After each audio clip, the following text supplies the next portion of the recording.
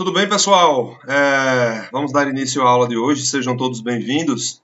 Eu recebi um e-mail essa semana de Renata Cristiane Lopes. Eu sempre estou colocando meu e-mail aí na descrição dos vídeos. E ela é portadora de deficiência visual e disse que chegou ao meu vídeo. Alguém deve ter enviado pelo WhatsApp, né? E ela é da cidade de Diamantina, Minas Gerais. Então tá indo longe, viu? Ainda estou no início, mas já tenho aí uma boa abrangência, né? Chegando em Diamantina, então tá chegando longe, né?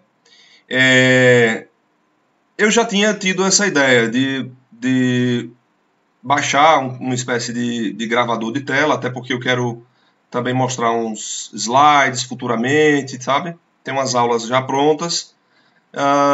E tendo em vista o pedido de Renata Cristiane Lopes e também o fato de eu ter que estudar Revolução Russa, notadamente o capítulo A Revolução Mundial, que vocês estão vendo aí, do livro A Era dos Extremos, de Eric Hobsbawm, O Breve Século XX, 1914 a 1991. Então eu vou unir o útil e o agradável. A aula de hoje ela vai ter um pouco essa metodologia, ou seja, vai ser uma aula lida. Eu vou ler esse texto, certo? Vai servir para a Renata. Quem quiser acompanhar, acompanhe. Depois eu vou estar fazendo alguns comentários.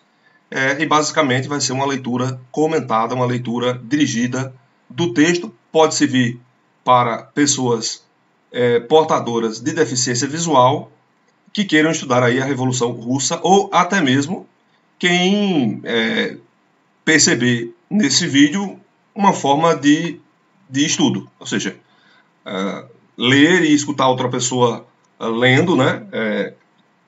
Acompanhar isso, pode ser que seja frutífero, né? Pode ser que seja bacana, né?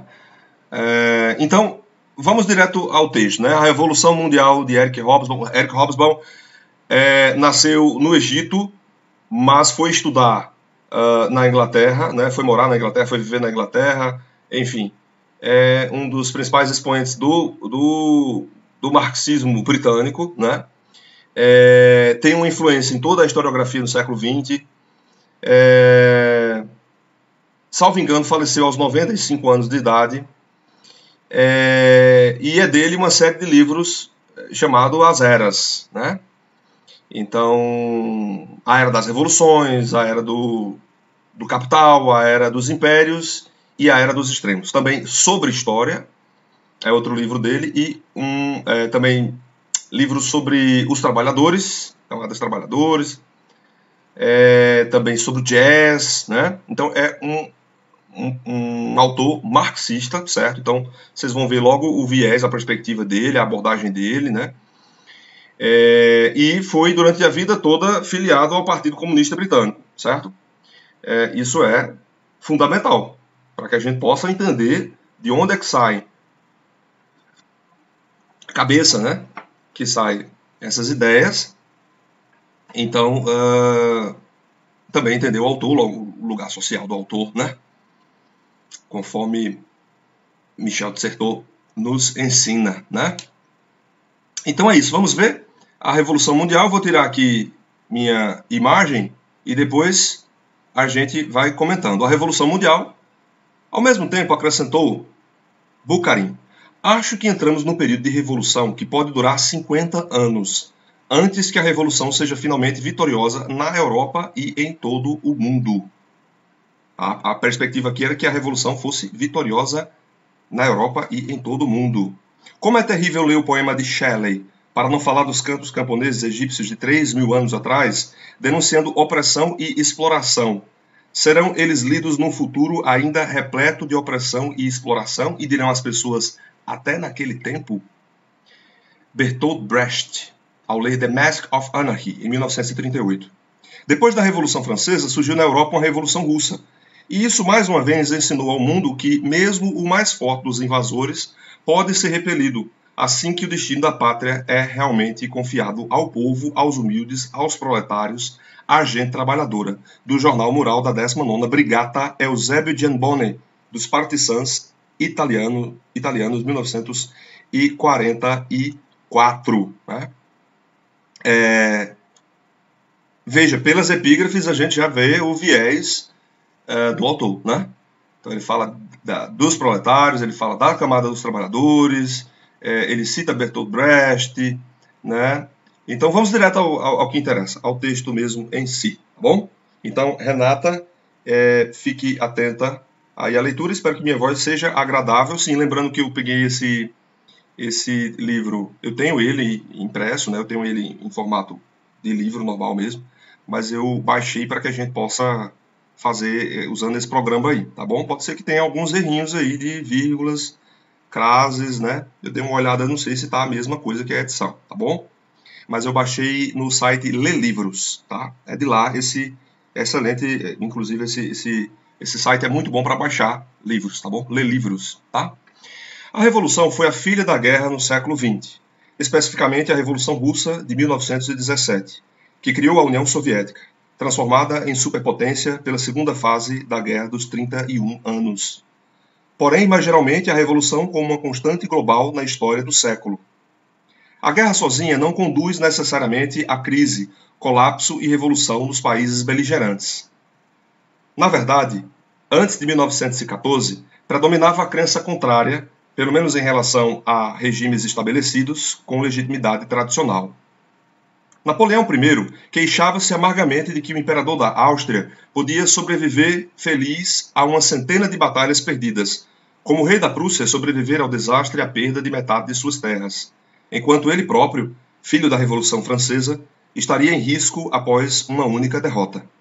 Mas as tensões da guerra total do século XX sobre os estados e povos nela envolvidos foram tão esmagadoras e sem precedentes que eles se viram esticados até quase seus limites, e quase sempre até o ponto de ruptura.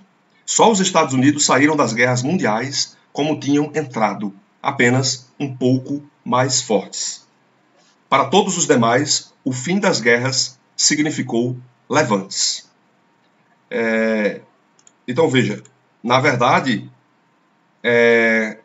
com a Revolução de Outubro, a Revolução Bolchevique, em 17, vai haver a retirada da Rússia da Primeira Guerra Mundial, né? Ele diz aqui que só os Estados Unidos saíram das guerras mundiais como tinham entrado, apenas um pouco mais forte. Os Estados Unidos saíram como uma superpotência mundial. Não saiu um pouco mais forte, não. Saiu extremamente fortalecido, assim como a própria União Soviética, né?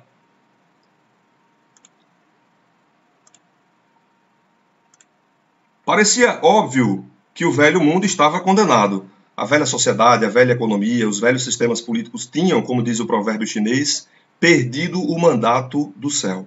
A humanidade estava à espera de uma alternativa. Essa alternativa era conhecida em 1914. Os partidos socialistas, com apoio das classes trabalhadoras em expansão de seus países e inspirados pela crença na inevitabilidade histórica de sua vitória, representavam essa alternativa na maioria dos estados da Europa. Vê a Era dos Impérios, o capítulo 5. Aparentemente, só era preciso um sinal para os povos se levantarem, substituírem o capitalismo pelo socialismo, e com isso transformarem os sofrimentos sem sentido da Guerra Mundial em alguma coisa mais positiva. As sangrentas dores e convulsões do parto de um novo mundo.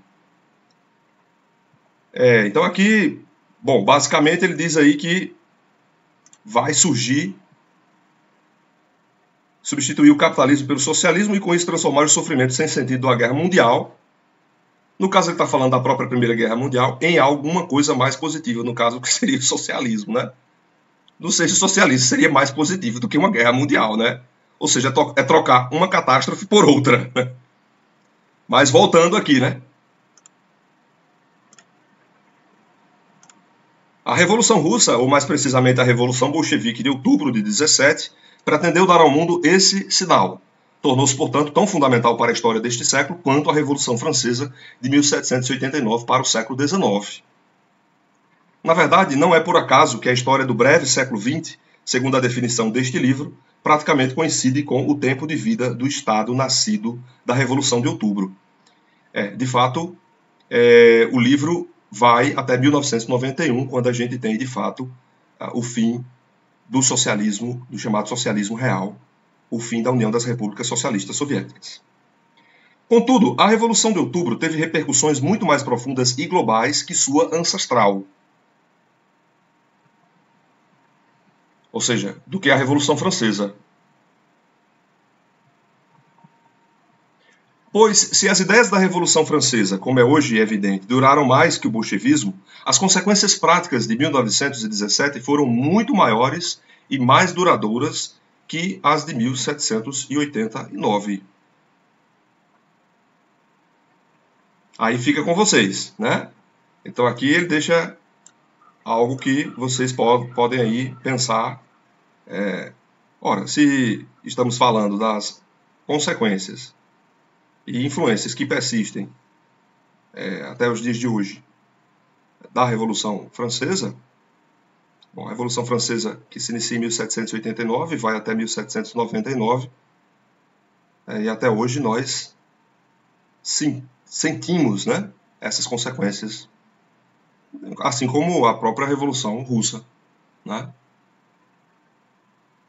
Então não é uma questão de saber qual a que dura mais em termos de consequências, não, tá? A Revolução de Outubro produziu de longe o mais formidável movimento revolucionário organizado na história moderna. Sua expansão global não tem paralelo desde as conquistas do Islã em seu primeiro século. Apenas 30 ou 40 anos após a chegada de Lenin à estação Finlândia em Petrogrado, um terço da humanidade se achava vivendo sob regimes diretamente derivados dos 10 dias que abalaram o mundo, conforme Reed, 1919. E do modelo organizacional de Lenin, o Partido Comunista. A maioria seguiu a União das Repúblicas Socialistas Soviéticas na segunda onda de revoluções surgida da segunda fase da longa Guerra Mundial de 14 a 45. O presente capítulo trata dessa revolução em duas partes, embora naturalmente se concentre na revolução original e formativa de 1917 e no estilo próprio especial que impôs às suas sucessoras. De qualquer modo, dominou-as. Deixa eu ver se eu consigo fazer esse pincelzinho aqui. Aí.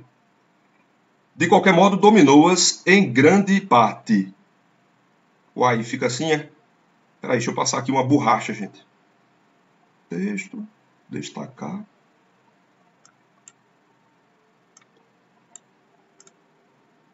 Aí. Bom, parte 1. Durante grande parte do breve século XX, o comunismo soviético proclamou-se um sistema alternativo e superior ao capitalismo, e destinado pela história a triunfar sobre ele. E durante grande parte desse período, até mesmo muitos daqueles que rejeitavam suas pretensões de superioridade estavam longe de convencidos de que ele não pudesse triunfar. E, com a significativa exceção dos anos 1933 a 1945, ver capítulo 5. A política internacional de todo o breve século XX, após a Revolução de Outubro, pode ser mais bem entendida como uma luta secular de forças da velha ordem contra a Revolução Social, tida como encarnada nos destinos da União Soviética e do comunismo internacional, a eles aliada ou deles pendente. À medida que avançava o breve século XX,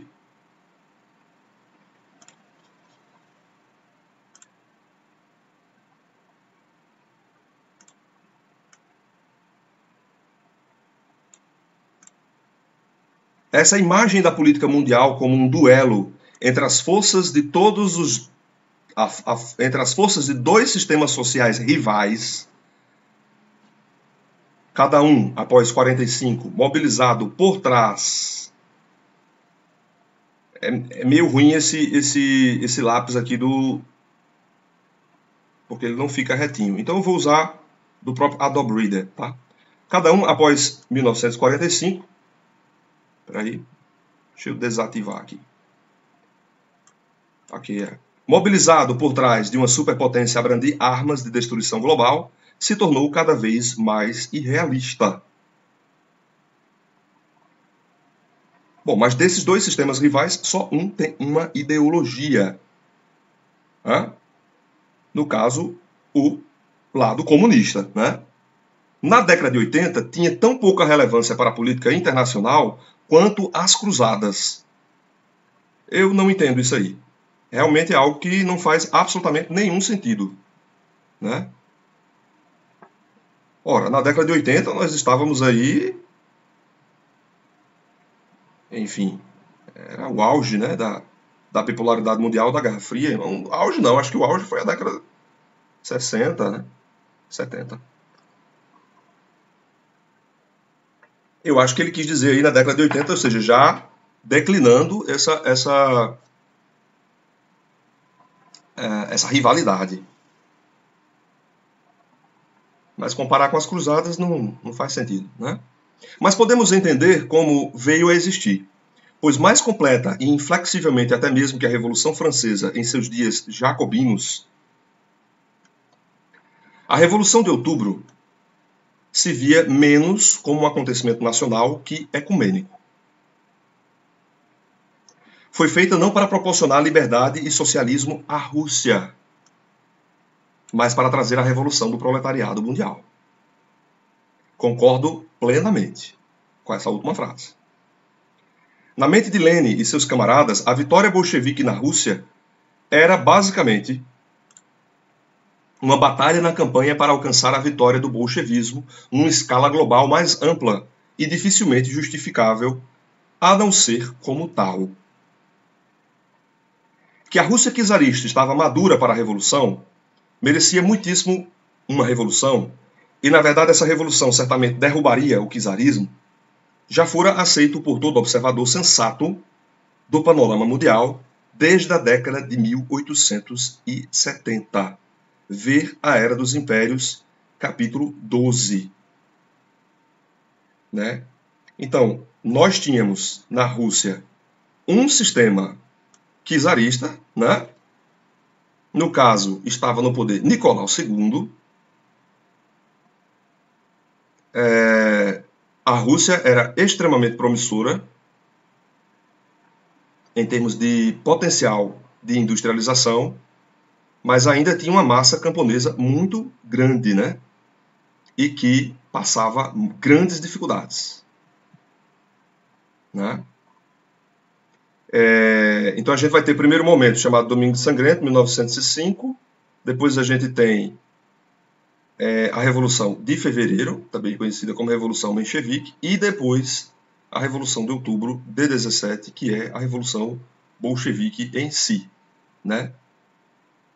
Liberada pelo Partido Social Democrata Russo. Acho que é assim que se diz, né? No final eu vou confirmar, tá certo? Vamos voltar. Após 1905-6, quando o czarismo foi de fato posto de joelhos pela Revolução, ninguém duvidava seriamente disso. Alguns historiadores, em retrospecto, dizem que a Rússia czarista não fosse o acidente da Primeira Guerra Mundial e a Revolução Bolchevique teria evoluído para uma florescente sociedade industrial liberal capitalista. Acabei de dizer isso. E estava a caminho disso. Mas seria necessário um microscópio para detectar profecias desse tipo feitas antes de 1914. Né? Então, veja, era florescente, conforme eu já tinha dito. Né? Talvez essas profecias, né, que ele diz aqui, detectar profecias, ele se refira a Grigori Rasputin, né? Era um místico, né, autoproclamado santo, muito próximo à família do czar Nicolau II, né? Então, pode ser que o Eric Hobsbawm, ele é bem, nesse sentido, ele é bem sutil em algumas coisas, né? Sobre o partido que eu tinha falado para vocês, é o Partido Social, desculpa, Partido Operário Social Democrata Russo, tá? É o POSDR, tá certo? Foi fundado por Lenin, tá certo? Continuando. Na verdade, o regime czarista mal se recuperara da Revolução de 1905 quando, indeciso e incompetente como sempre, se viu mais uma vez açoitado por uma onda de descontentamento social em rápido crescimento. Tirando a firme lealdade do exército, polícia e serviço público nos últimos meses antes da eclosão da guerra, o país parecia mais uma vez à beira de uma erupção. Na verdade, como em tantos dos países beligerantes, o entusiasmo e patriotismo das massas após a eclosão da guerra desarmaram a situação política, embora no caso da Rússia, não por muito tempo. Em 1915, os problemas de governo do czar pareciam mais uma vez insuperáveis. Nada pareceu menos surpreendente e inesperado que a Revolução de Março de 17, que derrubou a monarquia russa e foi universalmente saudada por toda a opinião pública ocidental, com exceção dos mais empedernidos reacionários tradicionalistas. Aqui no calendário ocidental, no caso seria fevereiro de 17. E, no entanto, com exceção dos românticos que viam uma estrada reta levando das práticas coletivas da comunidade aldeã russa a um futuro socialista, todos tinham como igualmente certo que uma revolução da Rússia não podia e não seria socialista. As condições para uma tal transformação simplesmente não estavam presentes no país camponês, que era um sinônimo de pobreza, ignorância e atraso, e onde o proletariado industrial, o predestinado coveiro do capitalismo de Marx, era apenas uma minúscula minoria, embora estrategicamente localizada.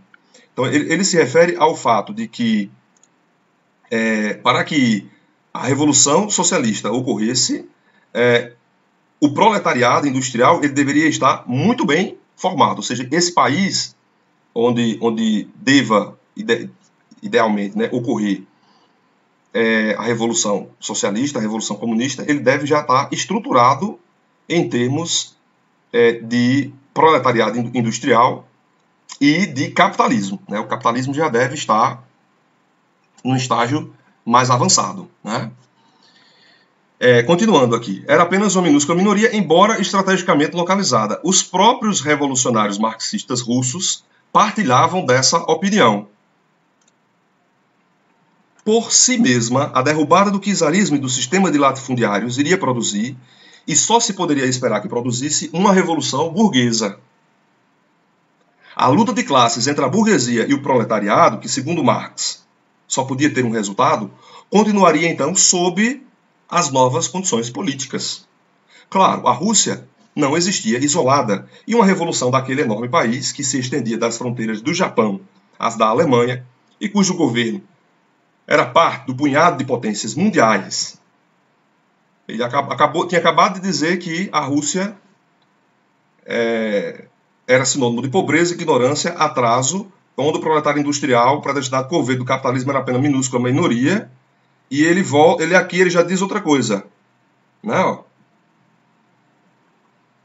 Veja, cujo governo era parte do punhado de, entre aspas, tudo bem, ele usou entre aspas, deu uma minimizada, potências mundiais, que dominava a situação mundial. Não poderia deixar de ter grandes consequências internacionais. Bom, há outras vertentes historiográficas que dizem, na verdade, que a Rússia, veja, o próprio Eric Hobsbawm acabou de dizer lá em cima que a Rússia era uma florescente sociedade, teria evoluído, ela teria evoluído, veja que ele não disse que a Rússia era, mas teria evoluído para uma florescente sociedade industrial, liberal, capitalista, certo? Então ele diz isso aqui em cima. Mais abaixo diz sobre a pobreza e diz que a Alemanha, cujo governo era parte do punhado de potências mundiais. Ora, então o czar não era tão fraco assim. A Rússia não era tão fraca assim. Então há uma certa contradição, mas ele utilizou aspas para dizer potências mundiais. O próprio Karl Marx, no fim da vida, tinha esperado que a Revolução Russa agisse como uma espécie de detonador, disparando a Revolução Proletária nos países ocidentais industrialmente mais desenvolvidos, onde estavam presentes as condições para uma revolução socialista proletária. Como veremos, lá pelo fim da Primeira Guerra Mundial, pareceu que era exatamente isso que ia acontecer. De fato, se desencadeia uma série de revoluções operárias pelo mundo todo, inclusive greves operárias aqui no Brasil, na cidade de São Paulo. Né? Lembremos que a Revolução Francesa também teve esse mesmo espectro de influências, chegando a influenciar aqui no Brasil a Inconfidência Mineira. Tá? Havia mais uma complicação. Se a Rússia não estava pronta para a Revolução Socialista Proletária dos marxistas, tampouco estava para a Revolução Burguesa Liberal.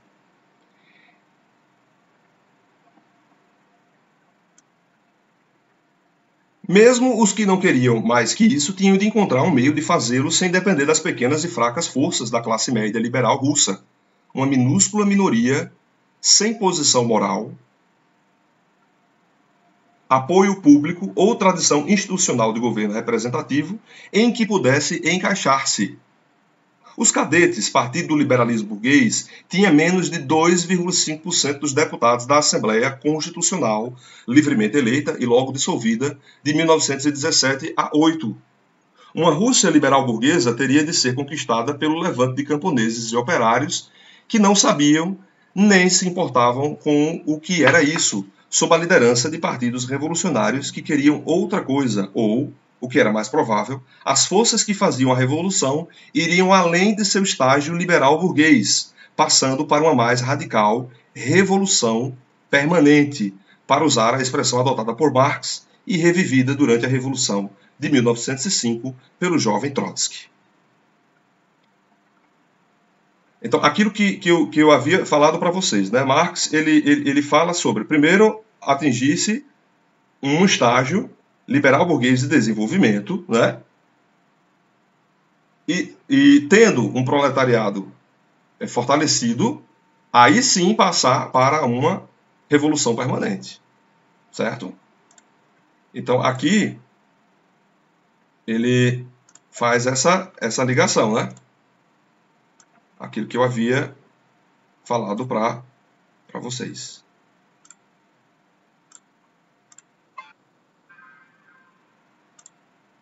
Eu vou desistir de usar essa caixinha aqui, que ela está dando trabalho para utilizar. Vamos seguir.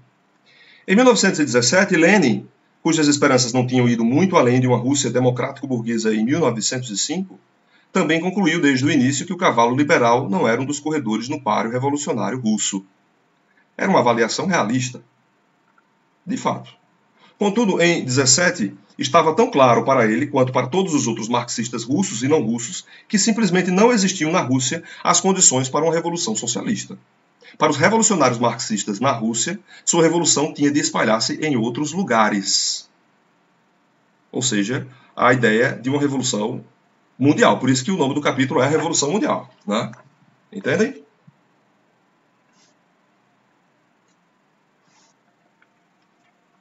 Mas nada parecia mais provável de que era isso que iria acontecer mesmo, porque a Grande Guerra acabou em generalizado colapso político e crise revolucionária, sobretudo nos estados beligerantes derrotados.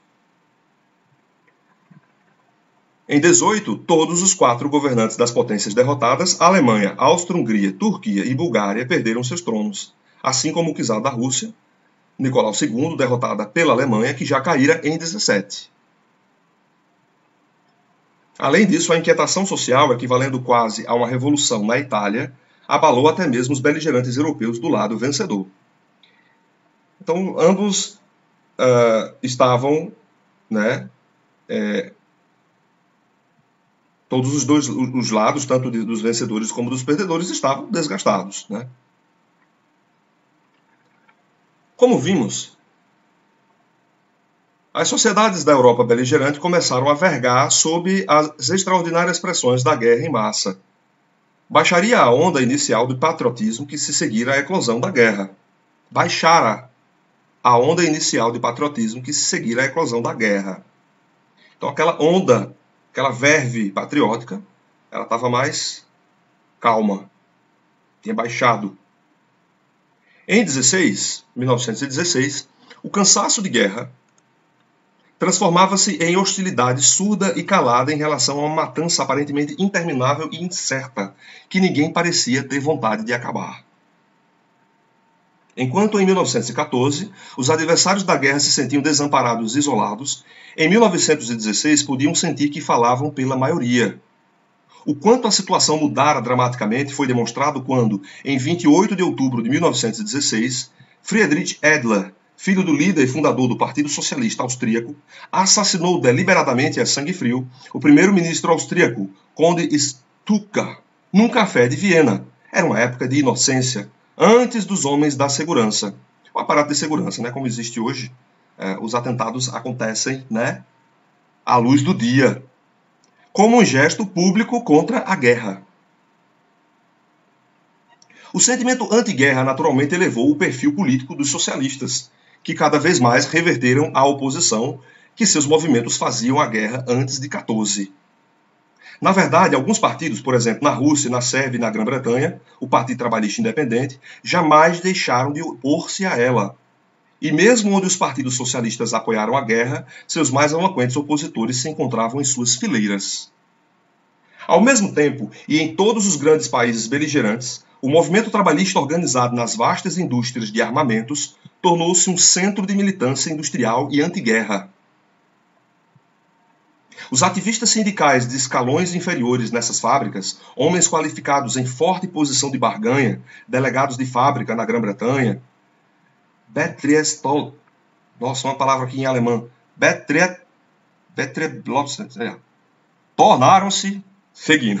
tornaram-se sinônimos de radicalismo.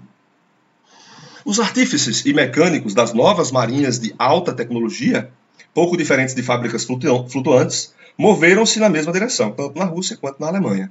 As principais bases navais de Kronstadt e de Kiel iriam tornar-se grandes centros de revolução, e mais tarde um motim naval francês no Mar Negro deteria a intervenção francesa contra os bolcheviques na Guerra Civil Russa de 18 a 20. Então veja, após a Revolução de 17, de outubro de 17, a Revolução Bolchevique, certo? Nós tivemos uma gravíssima guerra civil na Rússia, entre 18 e 20, certo?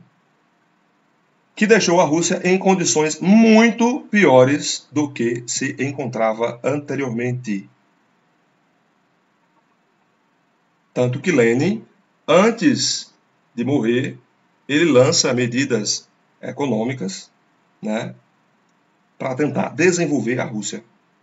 Medidas econômicas capitalistas, para tentar desenvolver a Rússia. Né?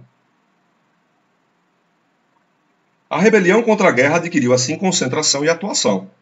Não admira que os censores austro-húngaros, controlando a correspondência de seus soldados, passassem a notar uma mudança de tom.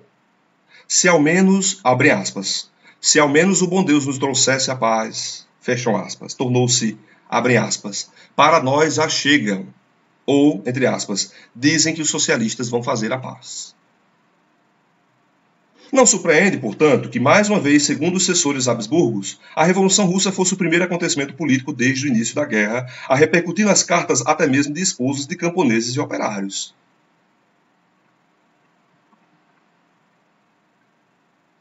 Eu acho um exagero, né? Eu acho um melindre isso aqui, um detalhe que não surpreende, portanto, vou reler. Que, mais uma vez, segundo os censores Habsburgo, a Revolução Russa fosse o primeiro acontecimento político desde o início da guerra a repercutir nas cartas até mesmo de esposas de camponeses e operários. Isso pode ser um dado realmente assim que, enfim, se tivesse a fonte, vamos dizer, mas aqui é mais estilístico, né? Certamente, já na primeira na Grande Guerra, na Primeira Guerra Mundial,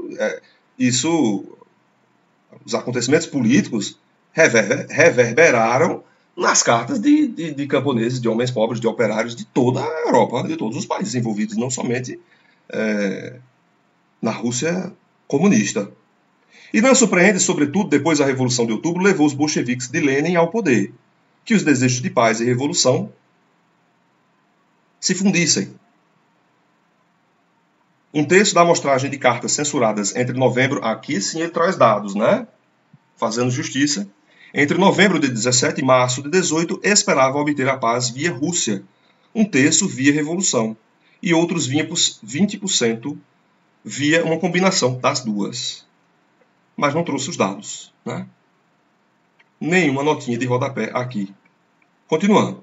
Que uma revolução na Rússia teria grande repercussão internacional sempre foi claro desde que a primeira revolução, em 1905-6, abalara os antigos impérios sobreviventes na época, da Áustria-Hungria até a China, passando por Turquia e Pérsia. Vê a Era dos Impérios, capítulo 12. Em 17, toda a Europa se tornara um monte de explosivos sociais prontos para a ignição.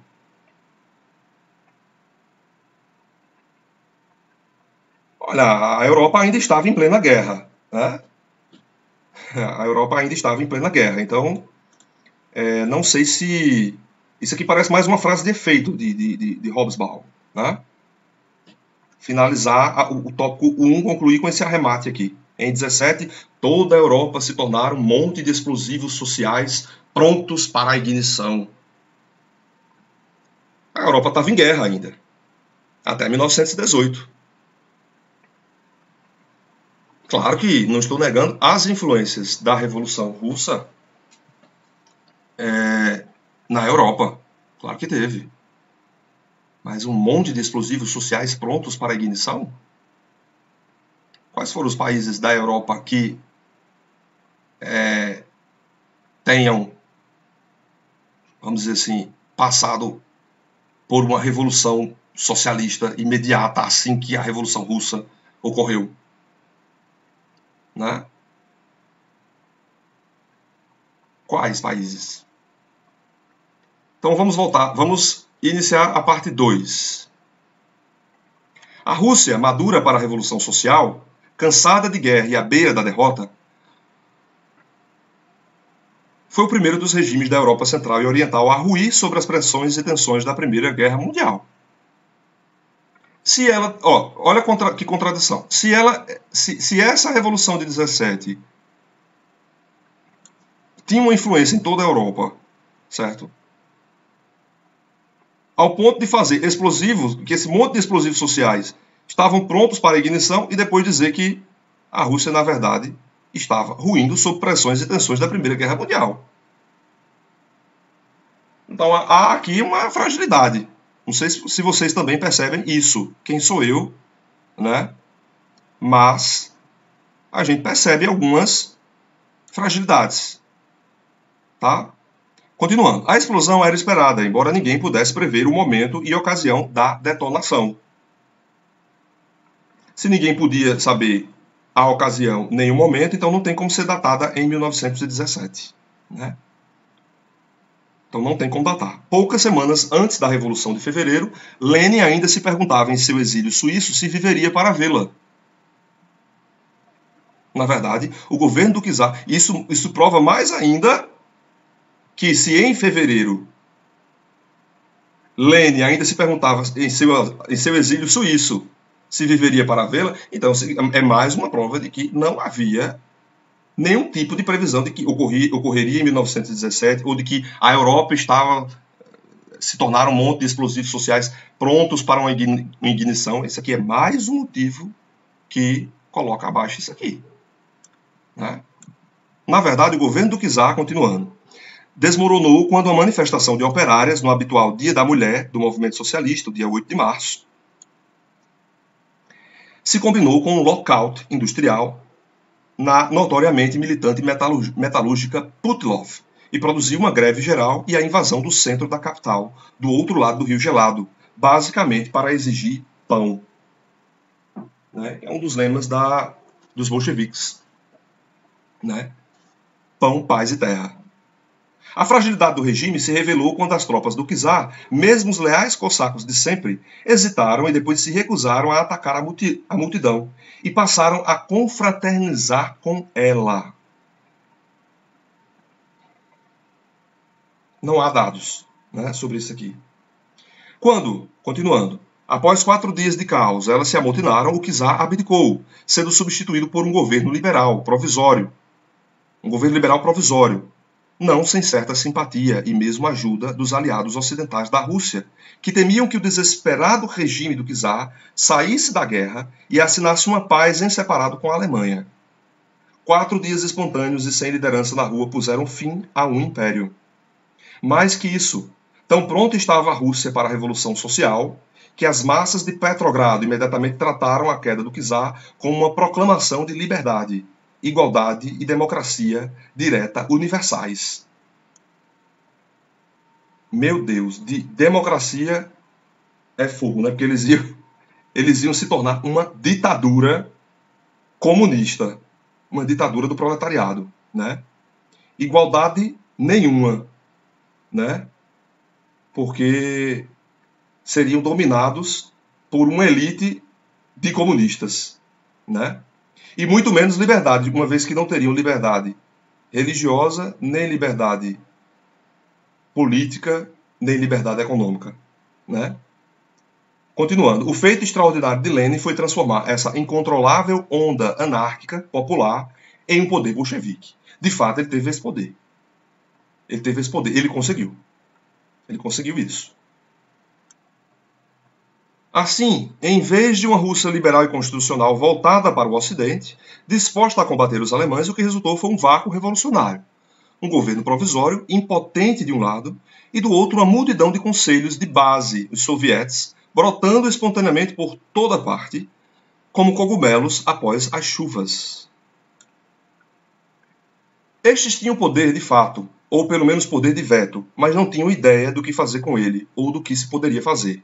Os vários partidos e organizações revolucionários, social-democratas, bolcheviques e mencheviques, social-revolucionários e inúmeras facções menores da esquerda, emergindo da ilegalidade, tentaram estabelecer-se nessas assembleias para coordená-las e convertê-las às suas políticas, embora no início só Lenin as visse como alternativa para o governo, todo o poder aos sovietes.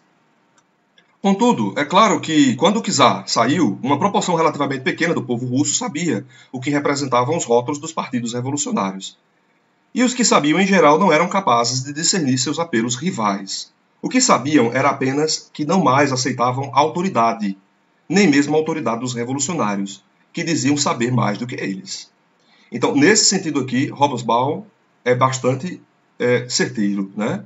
Ou seja, Lenin ele conseguiu, de fato, transformar uma série de movimentos, né, anárquicos em movimentos bolcheviques, né, sob o lema paz, pão e terra, que é justamente dessa primeira fase da Revolução Soviética, né, e que dizia justamente das demandas, né, ou seja, falava justamente das demandas da Rússia após a Primeira Guerra Mundial, ou seja, comida, né, uma reforma agrária radical,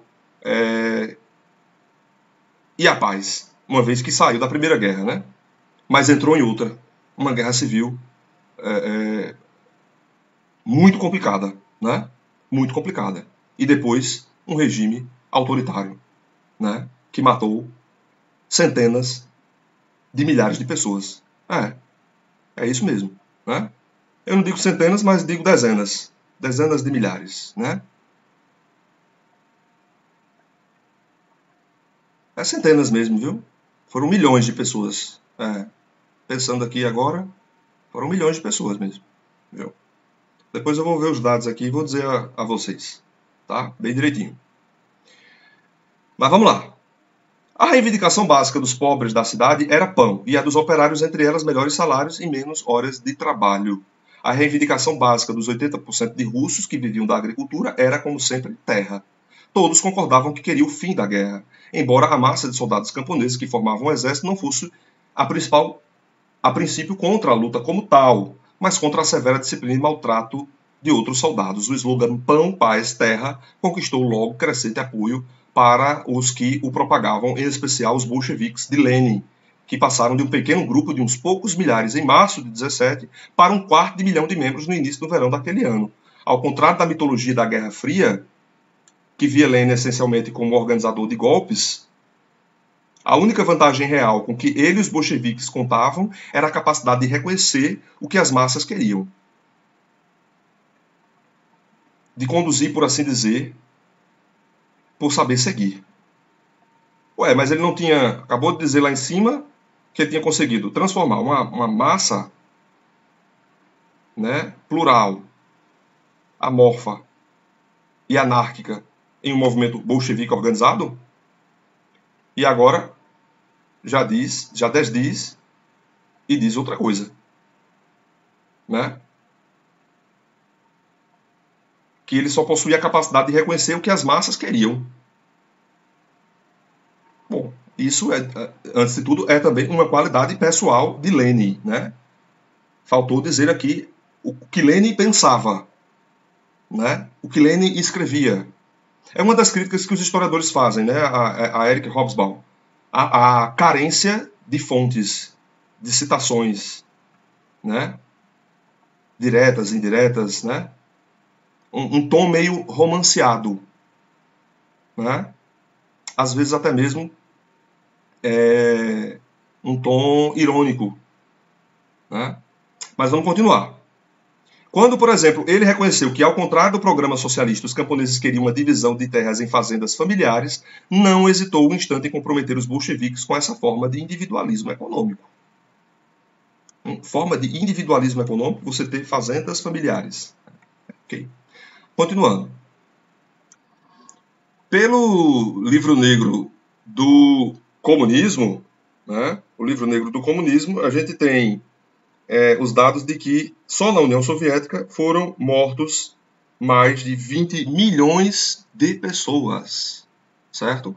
Os dados da Guerra Civil eu não encontrei, certo?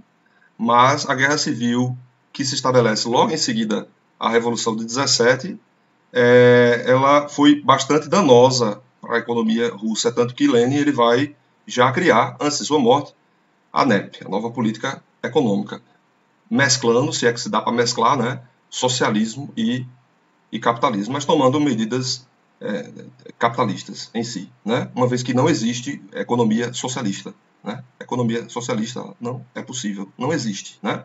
Economia em si é só economia capitalista. Né? Aliás, economia já é sinônimo de capitalismo. Né? Quando a gente fala de economia, a gente já fala de capitalismo. Então, capitalismo como sinônimo de economia, uma vez que não existe a possibilidade matemática de uma economia socialista, de uma economia comunista. Né? Matematicamente provado que não se sustenta. Né? Vamos continuar. Ao contrário, essa parte aqui eu já li. Espera aí. Ao contrário, o governo provisório e seus seguidores não souberam reconhecer sua incapacidade de fazer a Rússia obedecer suas leis e decretos. Faltou dizer o número de mortes. Né? Segundo esse livro, né? Claro que esse livro ele é muito contestado pelos movimentos dos movimentos comunistas, socialistas, no mundo todo, né? O lançamento foi por ocasião dos 80 anos da Revolução Russa, o livro negro do comunismo, crimes, terror e repressão, mas fala aí de mais de quase, né, uma estimativa não oficial, mas um número que chega a 100 milhões de mortos, né? 100 milhões de mortos pelo comunismo em diversos países no mundo todo. Mas voltando aqui. Quando homens de negócios e administradores tentaram restabelecer a disciplina de trabalho, não fizeram mais que radicalizar os trabalhadores. Quando o governo provisório insistiu em lançar o exército na ofensiva militar em junho de 17, o exército estava farto e os soldados camponeses voltaram para suas aldeias a fim de tomar parte na divisão de terra com os parentes. A revolução espalhou-se pelas estradas de ferro que os levavam de volta para casa. Ainda não era o momento para uma queda imediata do governo provisório.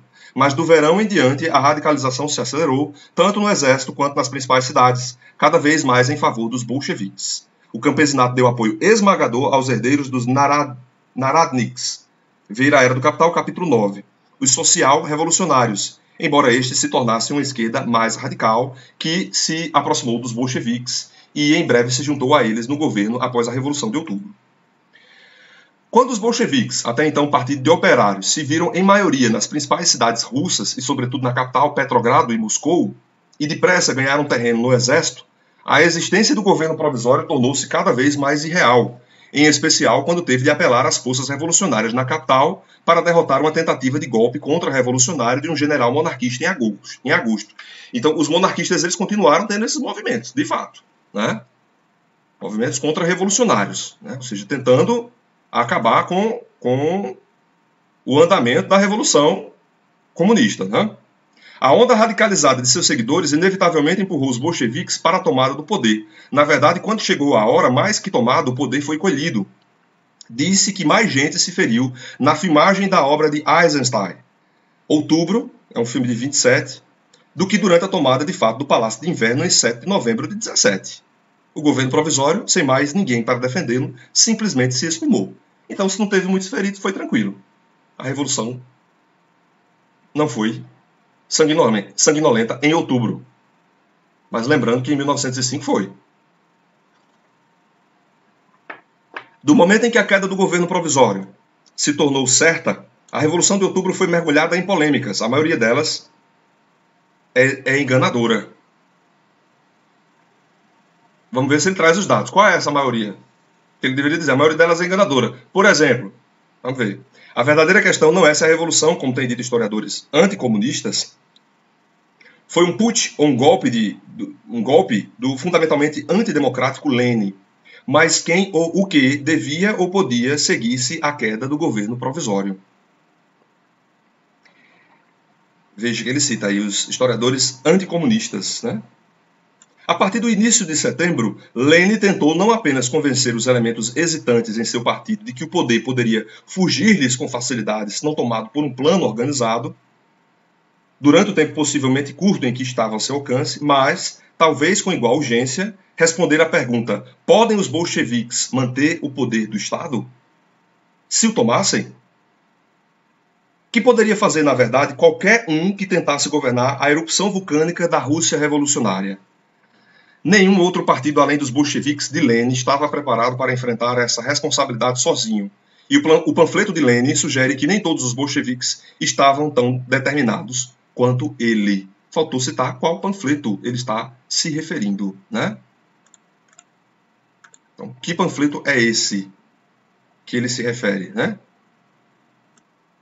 Vamos ver algumas dessas frases de Lênin, né? Dos panfletos de Lênin. Precisamos odiar. O ódio é a base do comunismo. As crianças devem ser ensinadas a odiar seus pais se eles não são comunistas. Outra frase de uns panfletos de Lênin aí. Somos favoráveis ao terror organizado. Isto deve ser admitido francamente. E os colegas podem pesquisar e encontrar muitas outras frases, tá certo? Do mesmo tipo.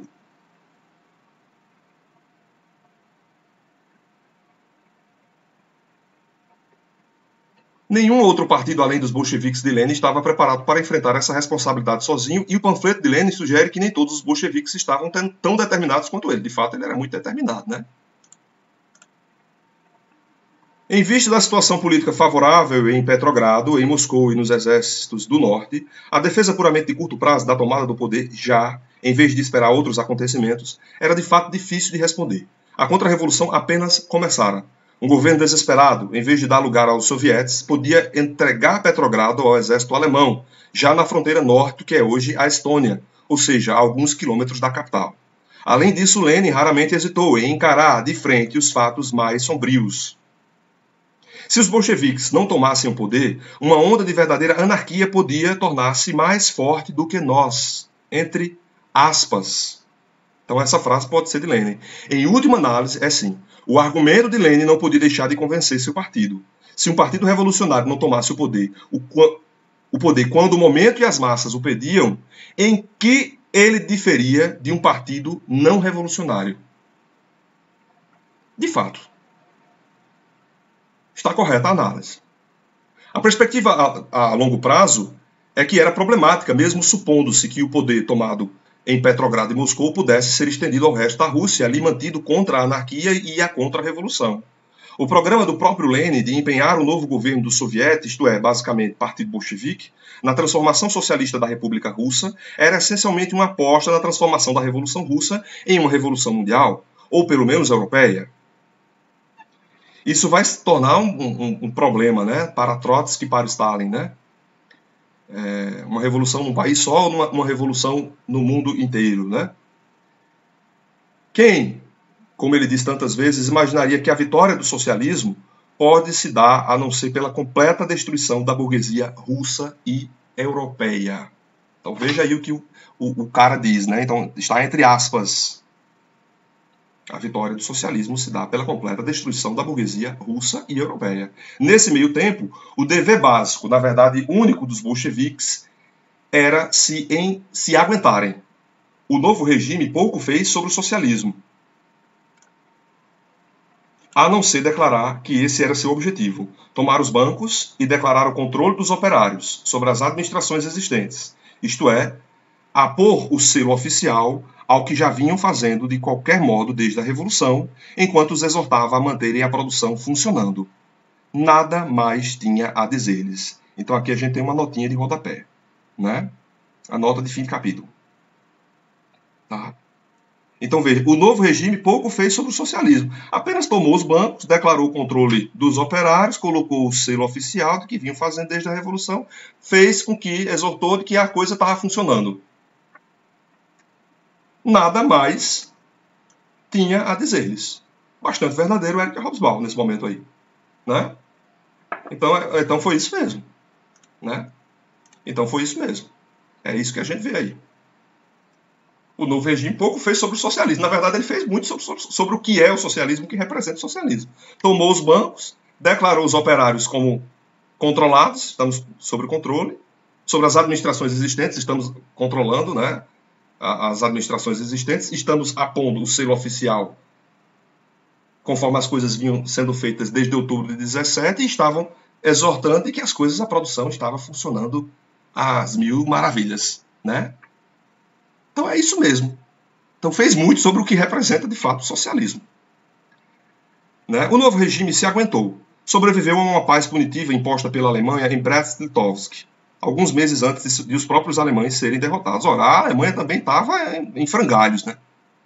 E que separou a Polônia, as províncias bálticas, a Ucrânia e partes substanciais do sul e oeste da Rússia, além de facto, a Transcaucásia, a Ucrânia e a Transcaucásia foram recuperadas. A Ucrânia vai ser uma das primeiras a fazer parte da União das Repúblicas Socialistas Soviéticas. Né?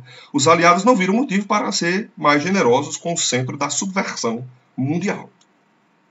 Então, o centro da subversão mundial era a União Soviética.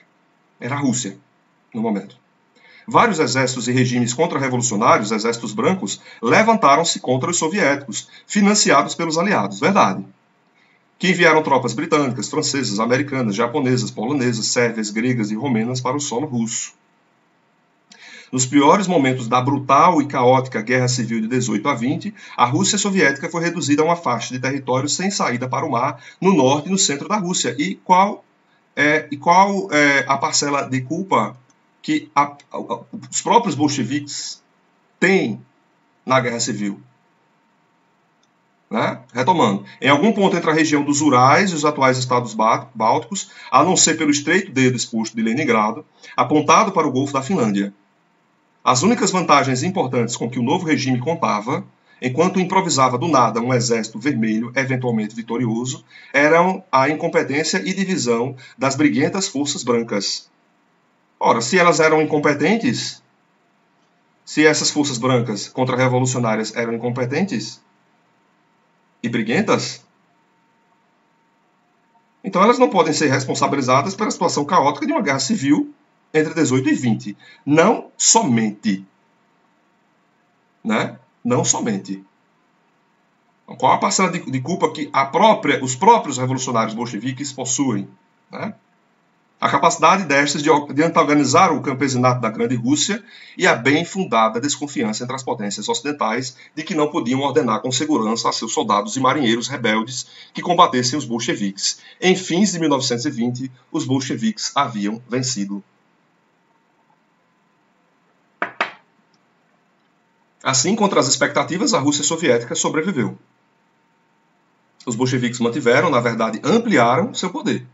Não só, como observou Lenin, com orgulho e alívio após 2 meses e 15 dias, por mais tempo que a Comuna de Paris, em 1971, mas durante anos de ininterrupta crise e catástrofe, conquista alemã e imposição de paz punitiva, separações regionais, contra-revolução, guerra civil, intervenção armada estrangeira, fome, e colapso econômico. Aqui, ó. Fome e colapso econômico. Não podia ter estratégia ou perspectiva além de optar dia a dia entre as decisões necessárias à sobrevivência imediata e as que arriscavam um desastre imediato. Quem podia dar-se ao luxo de considerar as possíveis consequências a longo prazo para a revolução, de decisões que tinham de ser tomadas já? Do contrário, seria o fim da revolução e não haveria outras consequências a considerar? Uma a uma, as medidas necessárias foram tomadas. Quando a nova República Soviética emergiu de sua agonia, descobriu-se que essas medidas a haviam levado para um lado muito distante do que Lenin tinha em mente na Estação Finlândia. Né? Tem um livro importantíssimo que é Rumo à Estação Finlândia, de Edmund Wilson, tá? Um escritor americano. Em inglês é To the Finland Station, A Study in the Writing and Act of History. Rumo à Estação Finlândia, tá? Edmund Wilson. Mesmo assim, a Revolução sobreviveu e o fez por 3 grandes razões. Primeiro, possuía um instrumento de poder único, praticamente construtor de Estado, no centralizado e disciplinado Partido Comunista de 600 mil membros. Qualquer que tenha sido o seu papel antes da Revolução, esse modelo organizacional, incansavelmente propagado e defendido por Lenin desde 1902, atingiu a maioridade depois dela. Praticamente todos os regimes revolucionários do breve século XX iam adotar alguma variação dele, ou seja, um sistema organizacional forte, um partido comunista, centralizado, construtor de Estado. Né? É esse o modelo. E, claro, autoritário. Com politburo, né? Ou seja, com decisões feitas por um grupo diminuto. Né? E não decisões democráticas. Segundo, era de forma evidente o único governo capaz de manter a Rússia integral como Estado. A Rússia já era integral como Estado durante o czarismo. Né? E disposto a tanto, desfrutando, portanto, de considerável apoio de patriotas russos, a parte isso politicamente hostis, como os oficiais sem os quais o novo Exército Vermelho não poderia ter sido construído.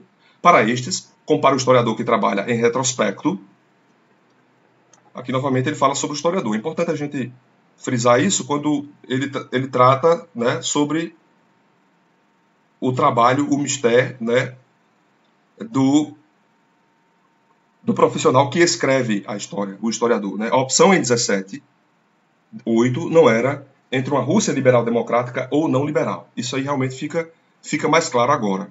Mas entre a Rússia e a desintegração, que havia sido o destino de outros impérios arcaicos e derrotados, ou seja, a Áustria-Hungria e a Turquia. Ao contrário destes, a Revolução Bolchevique preservou a maior parte da unidade territorial multinacional do velho Estado czarista, pelo menos por mais 74 anos. Isso aí, de fato, é uma verdade. A terceira razão era que a Revolução permitira ao campesinato tomar a terra. Não. Quando chegou a isso, o grosso dos camponeses da Grande Rússia, núcleo do Estado, além do seu novo exército, achou que suas chances de mantê-la eram melhores sobre os vermelhos do que se retomasse a fidalguia. Isso deu aos bolcheviques uma vantagem decisiva na Guerra Civil de 18 a 20. Oxente. Tinha vantagem? Pensei que a Rússia estava frágil diante dos outros países europeus que estavam em contra-revolução. Né? Então aqui a gente observa também uma contradição. Tá? Não sei se vocês enxergam dessa forma. Tá? Qualquer coisa, me enviem um e-mail, tá certo? Dizendo os motivos que vocês acham que não é bem uma contradição. É claro que o autor está trabalhando, né? Um texto, um capítulo, né? Estilisticamente muito bem escrito. Como se viu, os camponeses russos foram otimistas demais. Ele sempre encerra, conclui, né? Os camponeses russos foram otimistas demais.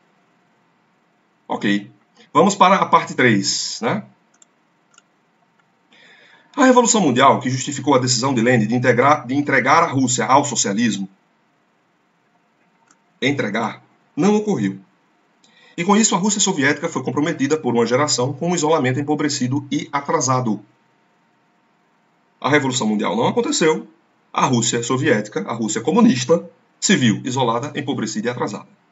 As opções para o seu desenvolvimento futuro estavam determinadas, ou pelo menos estreitamente circunscritas, ver capítulo 13 e 16. Contudo, uma onda de revolução varreu o globo nos 2 anos após outubro, e as esperanças dos aguerridos bolcheviques não pareceram irrealistas. Povos, escutem os sinais. Era o primeiro verso do refrão da Internacional em alemão. Os sinais vieram altos e nítidos de Petrogrado e, depois que a capital foi transferida para uma localização mais segura em 1918, Moscou, uma notinha aqui, ó, e foram ouvidos onde quer que atuassem movimentos trabalhistas e socialistas, independentemente de sua ideologia e mesmo além. Sovietes foram formados por empregados da indústria do tabaco em Cuba, onde poucos sabiam onde ficava a Rússia. Os anos de 17 a 9 não traz a fonte de onde é que ele tirou isso, né? Na Espanha vieram a ser conhecidos como biênio bolchevique, embora a esquerda local fosse anarquista apaixonada, ou seja, politicamente no polo oposto ao de Lenin. Movimentos estudantis revolucionários irromperam em Pequim, Beijing, em 1919, e Córdoba, na Argentina, em 18. Logo, espalhando-se por toda a América Latina e gerando líderes e partidos marxistas revolucionários. Sim, verdade. Correto. O militante nacionalista índio M.N. Roy caiu imediatamente sob seu fascínio no México, quando a revolução local, entrando na fase mais radical em 17, naturalmente reconheceu sua afinidade com a Rússia revolucionária.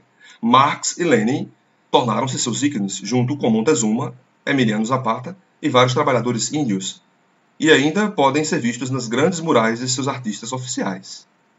Em poucos meses, Roy estava em Moscou e desempenhou um papel importante na nova Internacional Comunista para a libertação das colônias, em parte graças a socialistas holandeses residentes como Henk Sneevliet. A Revolução de Outubro deixou em seguida sua marca na principal organização de massa do Movimento de Libertação Nacional indonésio, o Sarekat Islam. Essa ação do povo russo, disse um jornal de província turco.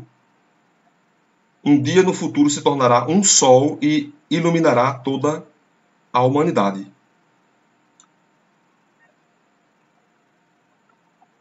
Tadinhos, né? Matará quase que toda a humanidade, né? Subjugará quase que toda a humanidade, né? Até os dias de hoje, né? No distante interior da Austrália, os rudes tosqueadores de ovelhas, e em grande parte católicos irlandeses, sem interesse perceptível por teoria política, aplaudiram os soviéticos como Estado operário. Fontes, onde? De onde é que tirou isso? Os rudes tosqueadores de ovelhas lá, católicos, estavam aplaudindo os soviéticos lá na Austrália. Né? De onde saiu isso? Nos Estados Unidos, os finlandeses havia muito a mais fortemente socialista. Desculpa. Nos Estados Unidos, os finlandeses, acho que é um problema de vírgulas aqui. Havia muito a mais fortemente socialista das comunidades imigrantes, converteram-se em massa ao comunismo, enchendo os sombrios assentamentos mineiros em Minnesota de comícios, onde a menção do nome de Lenin fazia pulsar o coração. Em místico silêncio, quase em êxtase religioso, nós admirávamos tudo que vinha da Rússia. Fecham aspas. Em suma, a Revolução de Outubro foi universalmente reconhecida como um acontecimento que abalou o mundo. É algo que é uma frase de efeito, é uma frase que não tem sentido real. Não tem sentido real. Em suma, a Revolução de Outubro foi universalmente reconhecida como um acontecimento que abalou o mundo, certo?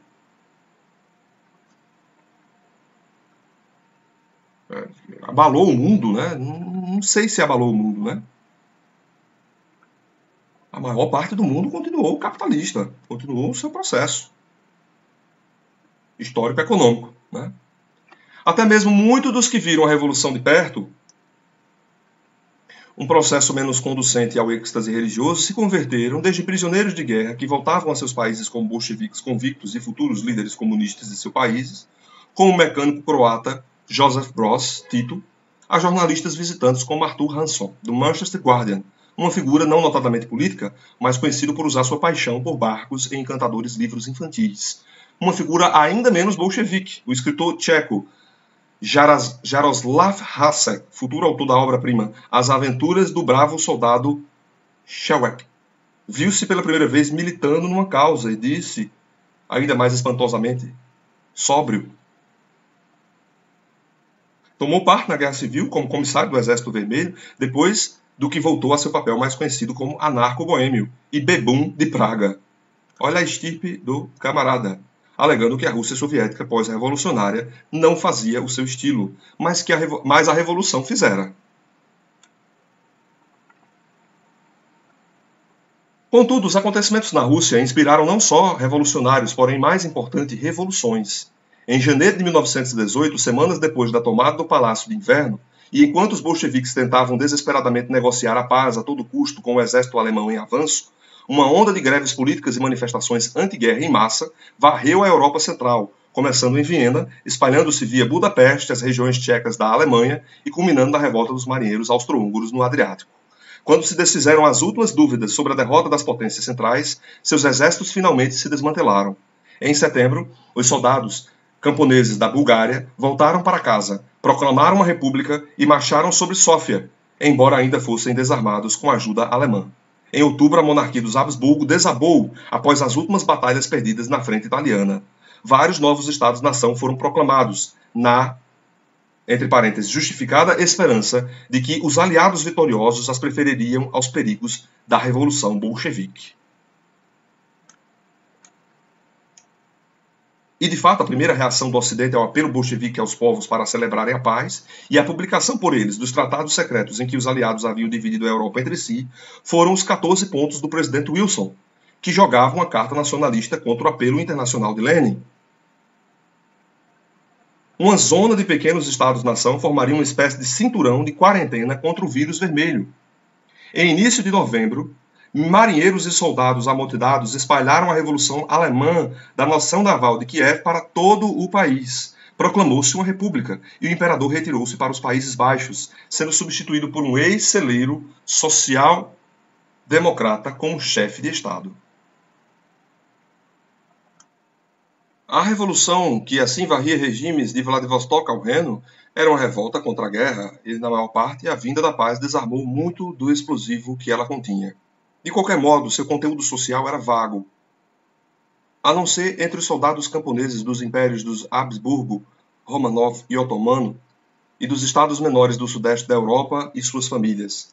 Ali consistia de 4 pontos: terra e desconfiança das cidades, ou de estranhos, sobretudo judeus, e ou de governos. Isso tornava os camponeses revolucionários, mas não bolcheviques, em grandes partes da Europa Central e Oriental, embora não na Alemanha, com exceção da parte da Baviera, Áustria e partes da Polônia.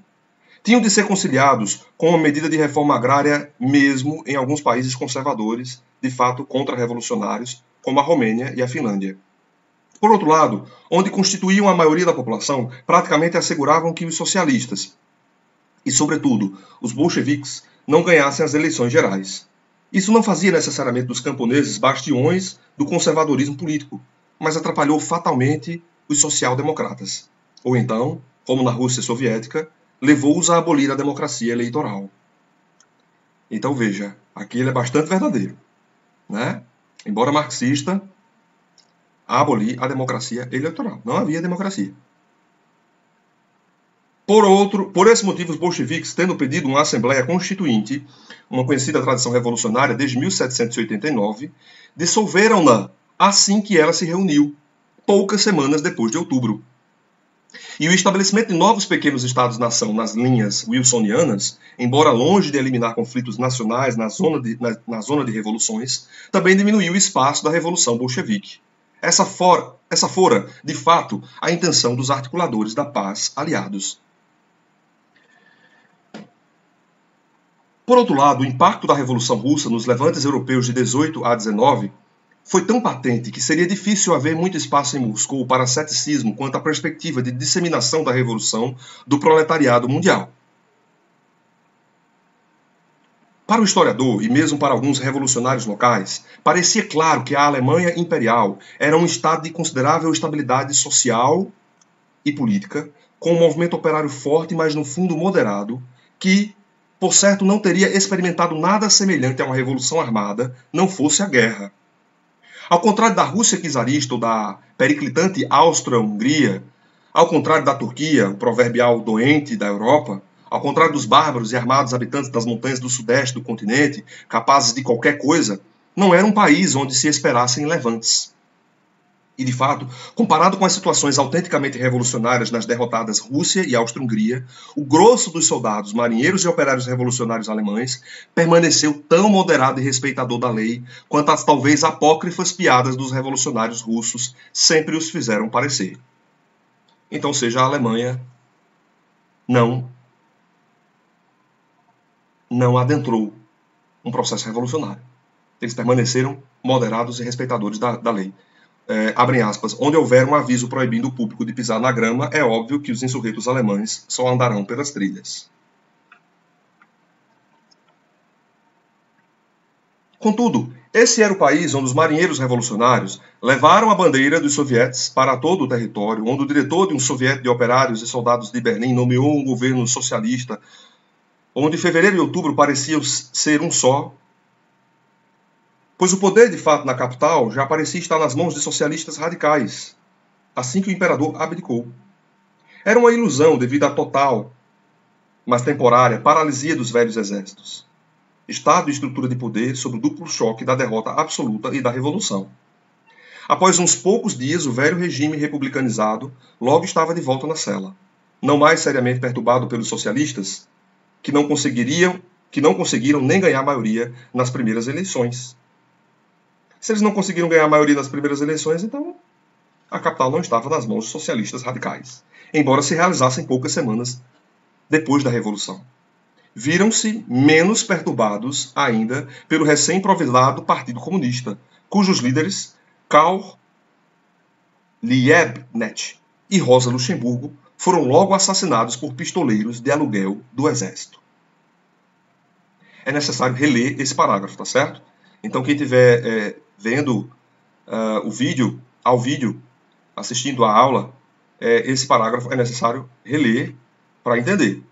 Mas aqui a gente vê, né? Se a gente observa, nas mãos dos socialistas radicais, a capital parecia estar nas mãos dos socialistas radicais, e eles não ganharam nem sequer as primeiras eleições, então não estava nas mãos dos socialistas radicais, né? Apesar disso, a Revolução Alemã de 18 confirmou as esperanças dos bolcheviques russos. Tanto mais porque uma república socialista de curta vida foi proclamada na Baviera em 18 e na primavera de 19, após o assassinato de seu líder. Uma breve república soviética se estabeleceu em Munique, capital da arte, da contracultura e da politicamente menos subversiva cervejas alemãs. É uma forçação de barra, né, do Eric Hobsbawm aqui. Mas vamos em frente. Pode ser que eu não tenha leituras aprofundadas para dizer algo do tipo, mas parece que realmente é uma forçação de barra, né? É como se ele quisesse encaixar a todo custo, né, a Alemanha em um processo de revolução socialista ou de influência socialista soviética. Coincidiu com outra e mais séria tentativa de levar o bolchevismo mais para o oeste, a República Soviética Húngara, de março a julho de 19. Ambas foram, claro, eliminadas com a esperada brutalidade. Se foi eliminada, então não chegou nem sequer aí a oeste, né? Além disso, a decepção com os social-democratas logo radicalizou os trabalhadores alemães, muitos dos quais transferiram sua lealdade para os socialistas independentes, e depois de 1920 para o Partido Comunista, que portanto se tornou o maior desses partidos fora da Rússia soviética. Não se poderia esperar uma revolução alemã, afinal? Ele questiona, o autor. Embora 1919, o ano auge da agitação social ocidental, houvesse trazido derrota às únicas tentativas de espalhar a Revolução Bolchevique, embora a onda revolucionária estivesse rápida e visivelmente baixando em 1920, a liderança bolchevique em Moscou não abandonou a esperança de uma revolução alemã até fins de 1930. Desculpe, até fins de 1923. Pelo contrário, foi em 1920 que os bolcheviques se comprometeram com o que, retrospectivamente, parece um grande erro, a divisão permanente do movimento trabalhista internacional. Fizeram isso estruturando seu novo movimento internacional comunista. com base no modelo do partido de vanguarda leninista, de uma elite de revolucionários profissionais, entre aspas, em tempo integral. A Revolução de Outubro, como vimos, conquistara as simpatias dos movimentos socialistas internacionais, todos os quais, praticamente, emergiram da guerra mundial, ao mesmo tempo radicalizados e muitíssimo fortalecidos. Ele acabou de dizer mais acima que foram eliminados com a esperada brutalidade na Hungria e que não conseguiram nem ganhar a maioria nas primeiras eleições. Então, como é que agora eles estão muitíssimo fortalecidos? Em pouquíssimo tempo, né?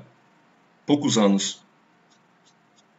Com raras exceções, os partidos socialistas e trabalhistas continham grandes blocos de opinião que fortaleceriam a entrada na nova Terceira Internacional Comunista, que os comunistas fundaram para substituir a Segunda Internacional, ocorrida entre 1889 e 1914. Desacreditada e despedaçada pela Guerra Mundial, a que não conseguira resistir. Ok. Na verdade, vários deles, como os partidos socialistas da França, Itália, Áustria e Noruega e os socialistas independentes da Alemanha, de fato aprovaram a ideia, deixando em minoria os irreconciliados adversários do bolchevismo. Contudo, o que Lenin e os bolcheviques queriam não era um movimento de simpatizantes internacionais da Revolução de Outubro, mas um corpo de ativistas absolutamente comprometidos e disciplinados. Sem dúvida, uma espécie de força de ataque global para a conquista revolucionária. Perfeito. Ok. Os partidos não dispostos a adotar a estrutura leninista eram barrados ou expulsos da nova internacional. Ou seja, a Terceira Internacional. Não havia nada de democrático, né? Eram barrados e expulsos, que só poderia ser enfraquecida com a aceitação dessas quintas colunas de oportunismo e reformismo, para não falar no que Marx chamara de outrora de cretinismo parlamentar. Na iminente batalha só poderia haver lugar para soldados. Para comunistas, né? Para comunistas de fato, convictos, né? Dispostos realmente à guerra, dispostos à batalha, dispostos enfim, a conquistas revolucionárias, né? Simpatizantes desses ideais revolucionários, ativistas comprometidos, disciplinados, que é o que a gente vai ver realmente se fortalecer no mundo todo, de fato. Mas aqui ainda não parecia estar fortalecido. Ele mesmo falou mais acima que não está fortalecido.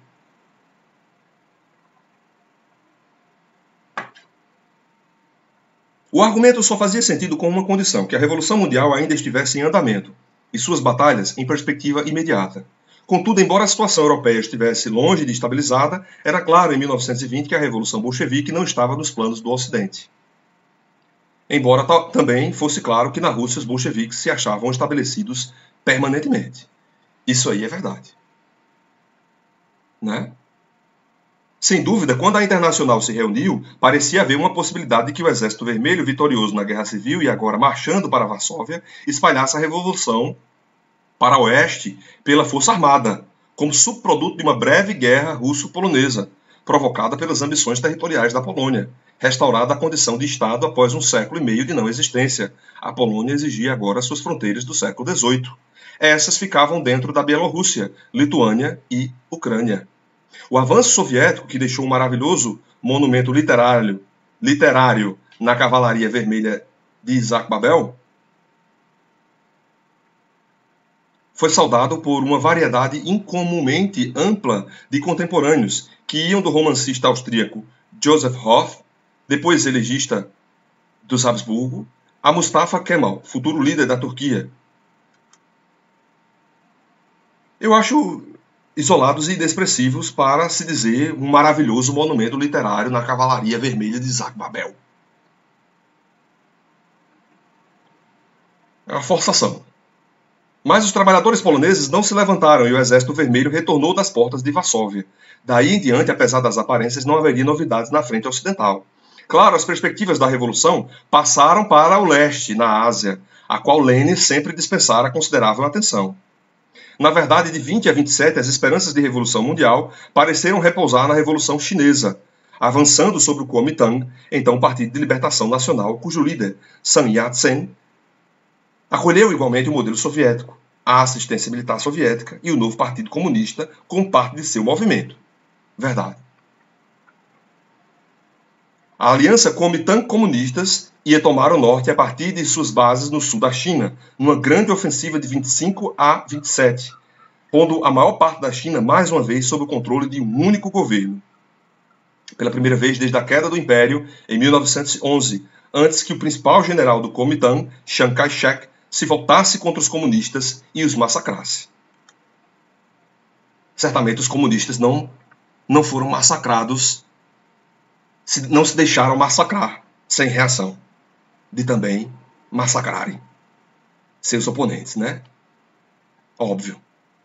Contudo, mesmo antes dessa prova de que o leste ainda não estava maduro para outubro, ou seja, de que o ocidente não estava maduro para outubro, a promessa da Ásia não ocultava o fracasso da revolução no ocidente. Em 1921, isso era inegável. Fracassou. A revolução se achava em retirada na Rússia soviética, embora politicamente o poder bolchevique fosse inexpugnável. Estava fora dos planos do ocidente. De fato.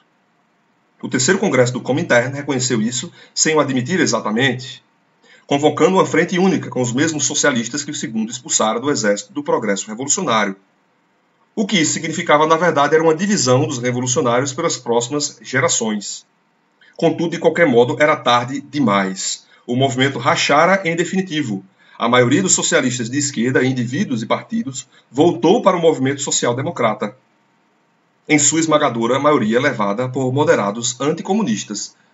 Não eram anticomunistas, eram sociais-democratas, que quer dizer socialistas, né? Em suma, né? Em sua gênese, formação e estabelecimento político em toda a Europa, né? Mas os comunistas em si, veja, na Terceira Internacional Comunista, eles não admitiam aqueles partidos que fossem mais fracos ou que não fossem soldados comunistas de fato,